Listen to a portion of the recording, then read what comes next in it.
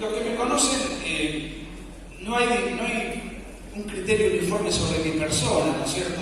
Para los liberales soy un fascista y para los fascistas soy un liberal. Así que para que no se genere ningún tipo de polémica, yo me autopercibo como no binario. Sería el único punto de contacto que tengo con el hijo del presidente. Nunca pensé que me iba a sentir identificado con un personaje tan poco atractivo, ¿no? Pero bueno, ¿qué va a ser? En realidad, no le hace mal a nadie, el mal lo hace el padre. Miren, casi sin querer, esto lo hablamos el otro día en vivo, dentro de lo que conocemos como la batalla cultural, o de la lucha cultural, o del combate por las ideas, de alguna manera, de manera espontánea, nosotros trabajamos como un equipo, pero sin un director técnico que te diga vos jugás de marcador de punta, vos jugás de 10, vos jugás de arquero. Casi como que de manera espontánea cada uno ha elegido un rol distinto dentro de la batalla cultural. Y de hecho mis libros, y el último que saqué sobre la dictadura de Allende, y el grueso de mis libros tratan sobre el pasado, es un poco disputarle a la izquierda al pasado.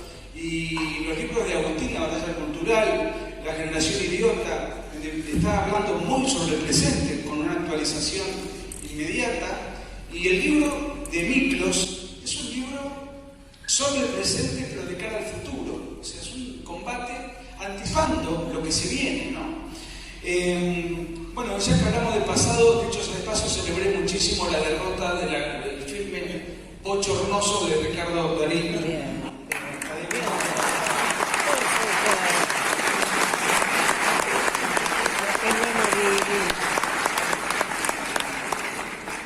Y esto de hablar de batalla cultural, me dice, bueno, ¿contra quién combatimos? Bueno, yo diría que contra el progresismo globalista y contra el centrismo funcional al progresismo. De alguna manera, es lo que popularmente se conoce como el liberprogresismo, ¿no? Esas fuerzas que no se reconocen como de izquierda, pero que son funcionales, o que por lo menos allanan el camino para que la izquierda tome el poder o avance. ¿Y a quién tenemos que persuadir? Porque a nuestros enemigos no los vamos a persuadir. Ya están endemoniados, ya sea por resentimiento o por error ideológico insalvable. Entonces tenemos que persuadir a la masa de indiferentes, tenemos que persuadir a los independientes. A ver, acá anoté una frase de De Gaulle que me gusta mucho. Neutral es todo aquel que en el fondo cree que mi enemigo tiene razón. Entonces tenemos que a esa enorme masa de neutrales persuadirlos, llevarlos para nuestro lado y arrinconar a estas minorías que nos imponen un estilo de vida con una financiación extraordinaria, pero que no dejan de ser una minoría. Lo que pasa es que del otro lado somos otra minoría que resiste con fondos muy insuficientes y en el medio un montón de indiferentes o desaprensivos a los cuales tenemos que ir a conquistar. Siempre digo que nosotros no tenemos adversarios, tenemos enemigos. Nosotros no estamos acá discutiendo si vamos a hacer un puente en Villa María o en Altagracia, porque nos conviene y es discutible y es opinable y forma parte de un asunto respetable, cada uno pone su punto de vista y cada uno luego se va a su casa. Acá estamos disputando contra enemigos que van por la vida, por la libertad y por la propiedad. Yo no discuto con un abortista como una simple persona que quiere imponer una agenda, una ley, una función del Estado, una legalización del Estado para aumentar el IVA. No, es para generar un genocidio infantil. Ese es su enemigo. Yo no lo puedo tomar como un simple adversario en donde además podemos buscar un punto intermedio para ponernos de acuerdo. Y el otro peligro es el de los sectores bien pensantes, el famoso centrismo que a mí me genera urticaria, que tienen pasión por el diálogo, por el contubernio, por ceder para no perder. Los que hablan constantemente de la pluralidad en la diversidad. Frase que no sé para qué sirve, pero sí sirve para darle al enemigo herramientas en función de sus nobles objetivos. Es muy reaccionario lo que estoy diciendo, que tenemos enemigos.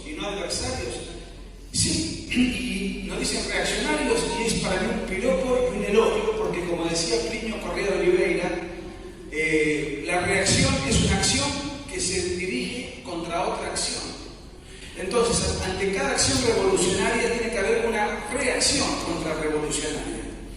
Y la acción contrarrevolucionaria o reacción no es una revolución de signo contrario, sino hacer lo contrario de lo que ordena la revolución.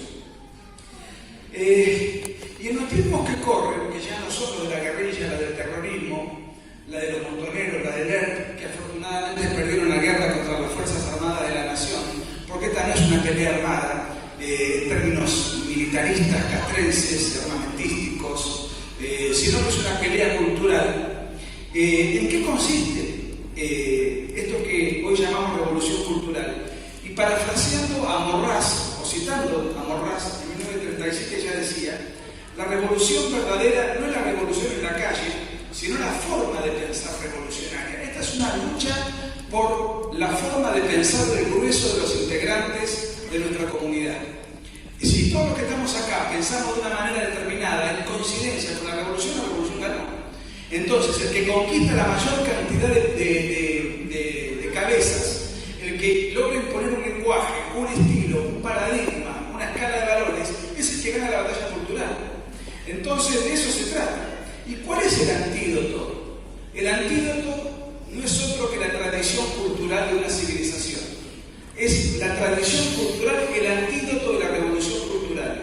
¿Y la tradición cultural qué significa? ¿Que tenemos que vivir anquilosados, anclados en el pasado? ¿Tenemos que vivir presos de la nostalgia? No, en absoluto.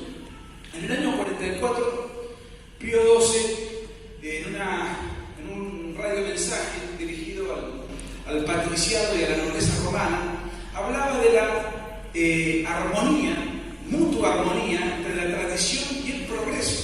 La tradición no es enemiga del progreso, y no confundamos progreso con progresismo, que son conceptos muy distintos. Y daba Pío XII un ejemplo, una metáfora que me parece muy atractiva. La tradición es el cauce, y el progreso es el agua que transita, es el río que avanza, pero no avanza hacia cualquier lado, como un maremoto, avanza conducido por un cauce que lo lleva a buen puerto. Si no hubiese agua, ese cauce estaría petrificado. Y si no hubiese cauce, el agua conduciría a cualquier naufragio. Entonces, ¿cuál es la primera persona que tenemos que convencer?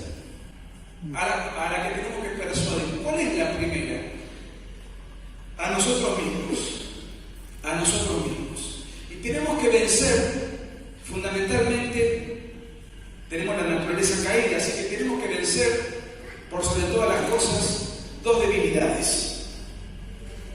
El miedo.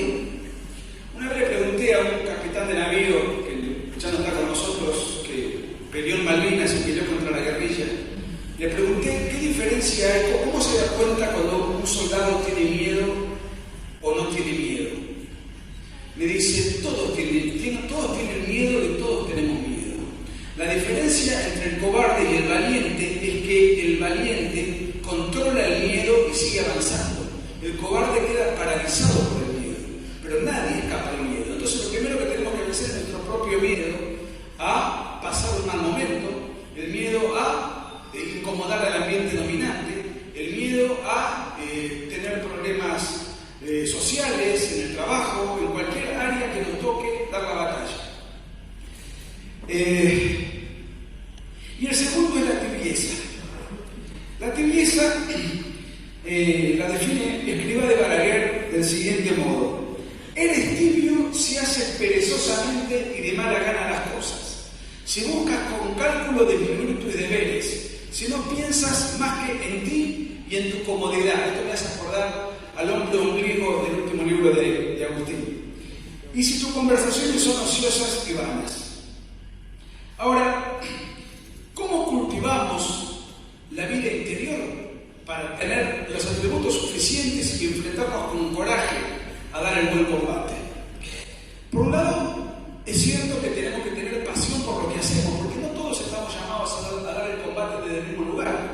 Está el que escribe, el que postea, el que lo da desde la cátedra, desde un programa de radio, el que da la batalla desde la candidatura política a la cual se lanza, el que da la batalla en la cátedra, en un blog, haciendo un meme, etc. Cada uno sabrá, o en el arte, cada uno sabrá desde qué lugar se siente más cómodo. Entonces la pasión tiene que estar, pero no es una pasión como fin en sí mismo, sino como decía Santo Tomás, tiene que ser una pasión guiada por la razón. ¿Y qué pasa si surge el odio? Porque es una tentación, ¿verdad? Bueno, yo no estoy en contra de eso, pero no el odio en el sentido guevarista del término, el odio como factor de lucha, sino el odio al que refería Santo Tomás, cuando decía, odiar el mal es un acto de amor. Por eso yo cada vez me siento más amoroso. Ahora, si no tenemos odio, mejor. Por eso, como decía José Antonio Primo de Rivera, que tu disparo sea sin odio, pero que sea certero. No estoy mandando a matar a nadie, estoy hablando de disparos en argumentos, en fundamentos, disparos en el mundo de lo intangible, en el mundo de lo cultural.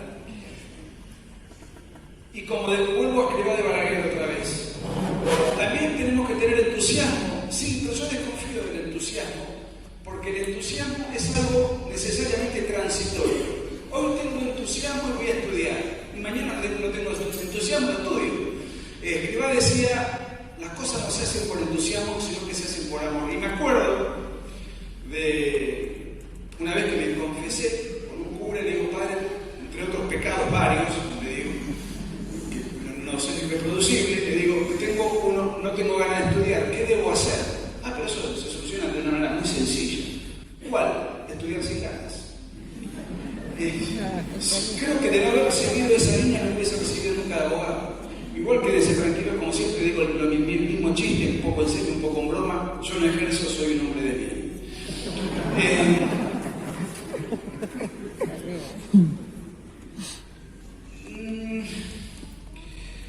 Muy bien, esto ya lo he expresado en alguna otra ocasión, pero si nuestro enemigo es el progre, es la estructura globalista, los elitistas bien pensantes, los funcionales, nosotros, ¿qué somos? ¿Dónde estamos parados? Bueno, hay una palabra que yo siempre acuño desde hace mucho tiempo, que venimos acuñando, que es colocarse a la derecha del abanico ideológico. ¿Y eso qué significa? Siempre cito a Calderón Bouchet, que decía que es una posición política estar a la derecha. No es una posición ideológica, es una posición política de enfrentamiento manifiesto y abierto contra la izquierda. Es casi actitudinal, una actitud de confrontación, una actitud psicológica, corporal, pasional. Pero, ¿cuáles son las vertientes que se le oponen a la agenda de izquierda? Y yo identifico siempre tres: el nacionalismo, el liberalismo y el conservadurismo, que históricamente estuvieron divididos. Pero como la nueva izquierda tiene una nueva agenda, hoy, casi por generación espontánea, esos tres sectores se han aliado en un frente común, porque están luchando contra un enemigo común que ataca los tres aspectos fundamentales de cada uno de estos tres sectores. Al conservador le ataca la tradición, al nacionalista le ataca la soberanía a través de los estados supranacionales, la ONU y todas las agendas extranjeras que son estandarizadas e impuestas en todo el hemisferio. Y a los liberales le toca el derecho de propiedad, la libre empresa, que en definitiva, ninguna duda cabe, es el único sistema económico posible que genera riqueza, bienestar y movilidad social ascendente. Yo, todo lo que digo y las citas que doy y que de repente pueden tener un contenido religioso, yo no hablo de religión, hablo de conceptos culturales, porque de esto no afirma ni niega la existencia de Dios. Yo soy católico, pero no importa. Todo lo que dije, no importa quién lo dijo, lo importante es qué se está defendiendo. Y si ustedes se fijan, ser de derecha es bastante sencillo. No es más o menos, no es muy distinto simplemente de adherir, a veces cumplir y a veces no, porque somos débiles, de adherir a los mandamientos. Nada más que eso. Fíjense, cuando se dice amar a Dios por sobre todas las cosas, puede existir Dios o no, pero lo importante, lo que queda claro, es que hay algo que es superior a vos, principio de jerarquía, contrario al igualitarismo revolucionario. Santificar las fiestas. Ahí estamos hablando de defender la tradición. Honrarás a tu padre y a tu madre, no solamente defensa de la familia, sino defensa de las jerarquías naturales, en contraposición con el igualitarismo, vuelvo a insistir, en donde hoy, y en el libro de Agustín, está muy claro, los padres y los hijos son más o menos amigos, ¿no? Le falta ir a bailar juntos, nada más. No matarás, la defensa de la vida, incluso desde la concepción. Y dice, bueno, en el caso de una guerra, bueno, ahí San Agustín decía, la guerra justa es aquella que está llamada a repeler la agresión del enemigo. No cometer actos impuros. Bueno, eso tiene mucho que ver con el autodominio de las pasiones. Por ejemplo, sobreponerse al miedo. Como decía hoy, no robar, defensa de la propiedad privada. No codiciar bienes ajenos, defensa de la propiedad privada. Y no mentir. Apego es el apego a la existencia de una verdad objetiva. Si hay una mentira, es porque hay una verdad. O sea, hay verdades inconclusas. Y esto es una crítica, o por lo menos un destrato, al relativismo. Una vez leí que Becar Varela, Conde Becar Varela, decía hace muchísimos años que el relativismo, el relativista, el hombre relativista, es inseguro al hablar, al analizar y al juzgar. Y como teme desagradar al ambiente dominante, el instinto de sociabilidad le proporciona una aparente solución, que es pensar, querer, sentir y decir lo que dice todo el mundo. Entonces, el relativista es un esclavo del consenso, lo que en otros términos podríamos decir es un idiota útil. Y esto tiene mucho que ver también con la autocensura en la que muchas veces incurrimos por temor a desagradar al ambiente dominante. Entonces yo lo llamo alzar la voz, aunque presuman que están en un ambiente hostil, o aunque presuman que van a pasar un momento incómodo, y de esa manera van a advertir que no solamente se van a sentir en paz consigo mismos, sino que muchos de los que están ahí escuchando o lo van a dejar pensando o directamente van a adherir a lo que ustedes esbozan en voz alta. Y digo, no estoy hablando de religión. Por eso, volviendo a Morraz, cuando él decía, soy ateo pero cristiano, él creía profundamente en los principios cristianos, pero no creía en Dios. Entonces es un paradigma, es nuestra cosmovisión, es nuestro estilo de vida. Y el mandamiento finalmente 11º, es el que Jesucristo instituye. Tampoco hablo de religión ni de algo metafísico. Amar al prójimo como a ti mismo, algo que es casi imposible, pero es un principio de tolerancia. Ver al prójimo como a uno mismo. Por eso, los países más tolerantes del mundo son aquellos influidos por el cristianismo. Si no, fíjense el mapa, los países que tienen mayores niveles de libertad y tolerancia, y van a ver cuáles son las religiones que tienen, de qué inspiración son y cuáles son aquellos en donde se vive prácticamente a escondidas, sin ninguna posibilidad de llevar adelante un proyecto de vida. Estamos realmente en una circunstancia muy complicada. ¿Por qué? Porque el progresismo gobierna y domina 4 estructuras fundamentales: las radios, los diarios, la televisión y los medios de educación, es decir, el sistema educativo, sea de gestión privada o de gestión pública. Ahora, yo me esperanzo, porque nosotros nos hemos refugiado en las redes, somos mucho más hábiles que los izquierdistas para usar las redes, probablemente por 2 razones. Una, porque el izquierdismo en el fondo desconfía de la tecnología o le tiene antipatía porque la tecnología es necesariamente capitalista, surge de ahí. Y en segundo lugar, porque dice, ¿para qué voy a grabar un canal de YouTube? ¿Para qué voy a hacer este esfuerzo? Si total lo que yo pienso es lo que dice el profesor, lo que dice el periodista en televisión, lo que dice el locutor de radio, lo que dice el periodista en el diario. Ahora, la buena noticia es que cada vez la gente escucha menos radio, no compra ya diarios de papel y ve menos televisión, y cada vez mira más redes sociales. Entonces esto preocupa y mucho al establishment progresista, porque de acá a 5 o 10 años, las nuevas generaciones, y fíjense cuántos jóvenes que hay acá, van a ocupar lugares de poder, van a ser jueces, empresarios, catedráticos, votantes, ciudadanos, líderes sociales, etc. Y entonces, cuando se produzca el recambio generacional, ahí el progresismo se le va a ver complicadas, porque ahí vamos a pasar a ser mayoría. Por eso yo tengo un optimismo notable. Por eso siempre cito a Gorsuch cuando decía, no sé si Dios existe, pero hay que obrar como si existiera. Entonces yo digo, no sé si vamos a ganar la batalla, pero tenemos que obrar como si la fuésemos a ganar. Antes de despedirme, quiero hablar de Miklos Lukács. Bien, voy a hablar bien, tranquilo.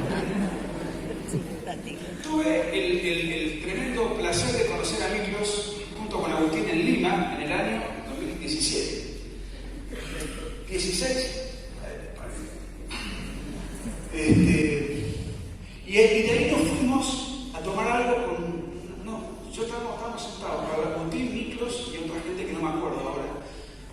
Y bueno, y fue impresionante. Yo estaba tremendamente cansado, pero Agustín se puso a hablar con Miklos como una hora de esa tertulia y salimos de ahí y dijo: qué preparación intelectual que tiene este tal Miklos. Impresionante. Y él ya nos había advertido que se iba a mudar a Inglaterra a dar la batalla cultural. Cosa que hizo y tiene la extraordinaria virtud, por su sobresaliente inglés, de influir en el mundo de habla hispana y en el mundo anglosajón. Además de sus cualidades humanas y de ser un gran amigo y de haber compartido tantas historias, sobre todo el año pasado, para mí es un tremendo gusto poder acompañarlo acá, máxime además junto con Agustín. Les comento que ayer me vine de Mar del Plata, 15 horas manejando, casi se me guarda la raya en la frente.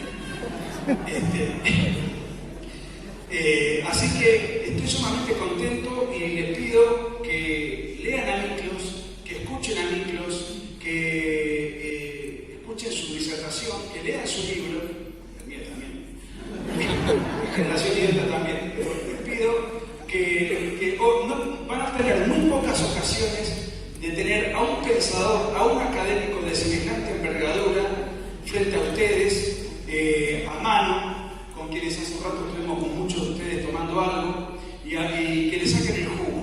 Miklos es un extraordinario ser humano y ese mérito es solo comparable con su extraordinario nivel académico, que es solo comparable con su extraordinaria capacidad pedagógica, porque todo lo que él sabe lo baja a tierra en un lenguaje popular, hiperentendible, hiperclaro y además sumamente beligerante. Por eso, si no lo fuese así, no sería un extraordinario soldado de la batalla cultural. Así que gracias por todo, espero volver más seguido y les agradezco todo el afecto que me han dispensado desde el día de hoy, porque así casi me cagan a trompadas en un par.